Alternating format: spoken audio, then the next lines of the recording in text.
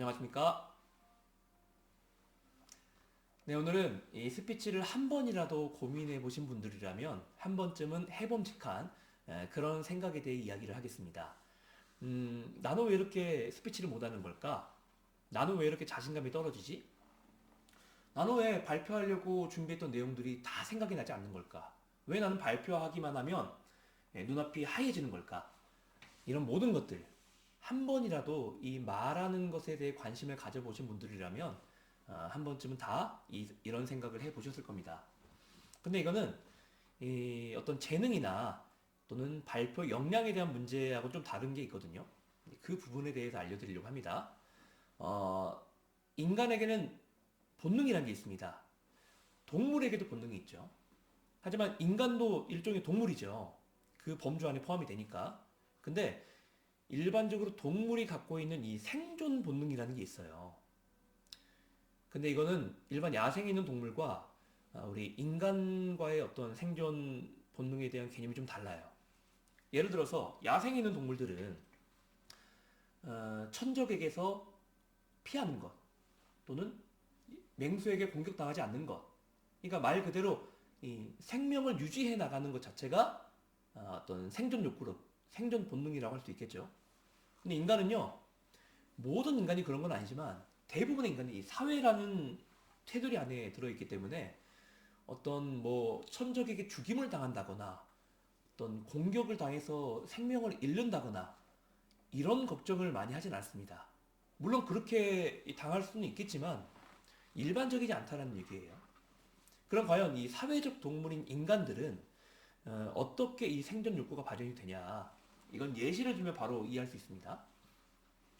예전에 제가 그 커뮤니티에서 이제 봤던 내용인데 너무 재밌더라고요. 그 뭐 어떤 내용이 있었냐면 자기가 엘리베이터 안에 딱 있었는데 어떤 여성 한 분이 탔대요. 그 회사에 같이 소속돼 있는 직원인데 얼굴만 알고 이제 이름은 모르는. 근데 이 여성분이 뭔가 다급하게 이 엘리베이터에 탔는데 다급해서인지 그 남자가 있었다라는 걸 모르는 거예요. 그래서 여기서 이 여성분이 흡 하고 이렇게 방구를 팍 꼈는데 그 남자 입장에서 엄청 민망하잖아요.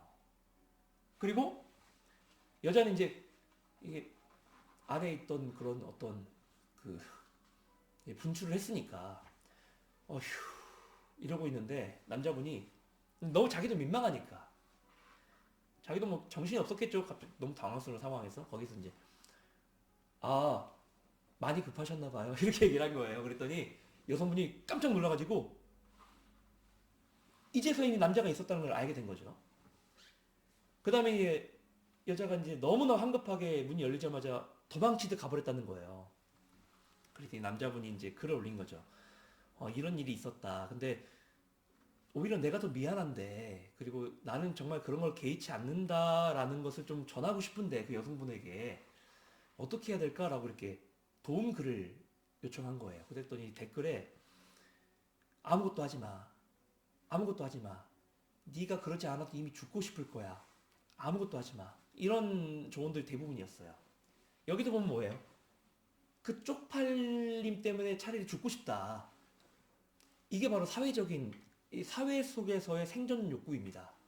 그러니까 사람들에게 있어서의 이 생존의 본능이라는 것은 많은 사람들 앞에서 자신의 어떤 사회적 위치가 흔들리게 됐을 때, 자신의 이미지가 망가지게 됐을 때, 이때 발생하는 것이 바로 이 사회적 동물인 인간의 생존의 욕구라고 할 수 있습니다. 생존 본능.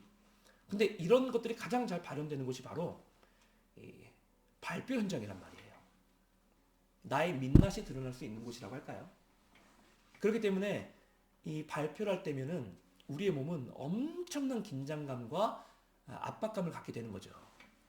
그거 아세요? 동물들은요, 생존 욕구가 발현이 되면 우리가 갖고 있는 모든 감각 중에서, 동물들이 갖고 있는 모든 감각 중에서 느끼지 못하게 되는 감각이 생기고 엄청 극대화되는 감각이 생깁니다. 예를 들어서 고통, 내가 당하는 피해 그런 고통은 대부분 무뎌지게 된대요. 생존 본능을 느끼게 될 때. 근데 시각이나 어떤 청각, 후각 이런 것들은 굉장히 민감해진다고 해요. 이건 어떻게 보면 당연한 거죠. 도망가야 되니까. 빠르게 피할 길을 찾아내야 되니까. 우리 동물의 몸들은 그렇단 말이에요.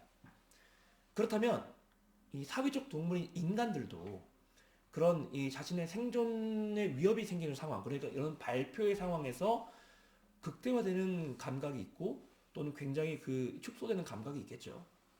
여기서 극대화되는 감각이 뭐냐면 바로 시각, 그리고 촉각, 그리고 청각, 후각 이런 것들이 엄청나게 극대화되게 되는 겁니다.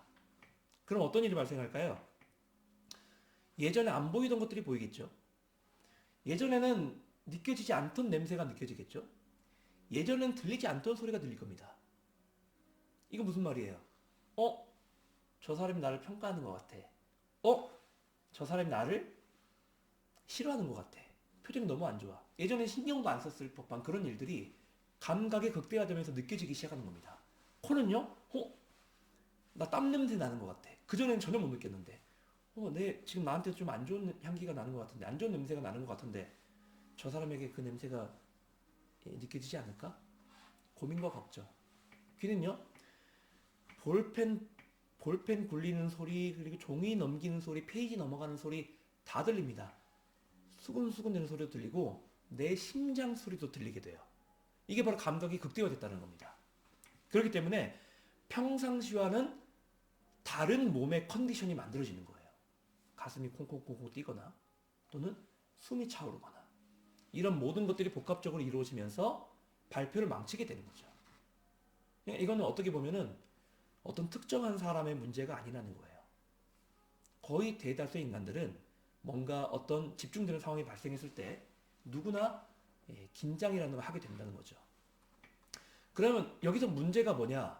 긴장을 하는 것 자체는 문제가 되지 않아요. 왜냐? 그건 자연스러운 감정의 일환이니까. 그리고 그 감정에 따라서 우리 몸이 변화되는 거니까.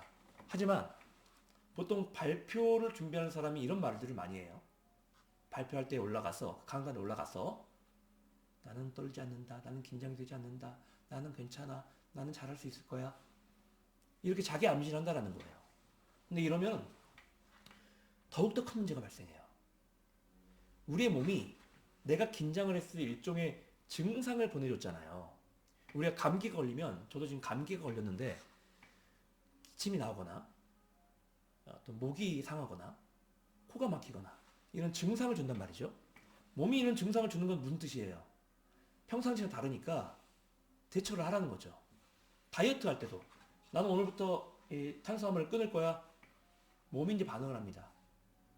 몸한테 말은 없지만, 입은 없지만 이렇게 우리에게 신호를 보내요. 야, 항상 들어왔어야 되는 게 들어오지 않았어. 하던 대로 해. 하던 대로 해. 그러면서 막 현기증을 일으키고 더 배고프게 느끼게 만들고 더 몸이 이상적인 어떤 이상한 현상을 발현시켜요. 민감해지고 화를 내게 되고 신경질을 부리게 되고 이게 바로 우리의 몸이 우리에게 주는 신호거든요. 증상. 마찬가지로 지금 너 긴장했어 라고 우리에게 신호를 주는 거예요. 몸은. 그럼 어떻게 해야 돼요? 나 긴장했구나. 이걸 있는 그대로 받아들여야지. 아니야, 나 긴장하지 않았어. 난 떨지 않고 있어. 이러잖아요. 몸이 더 반응을 해요. 아니야.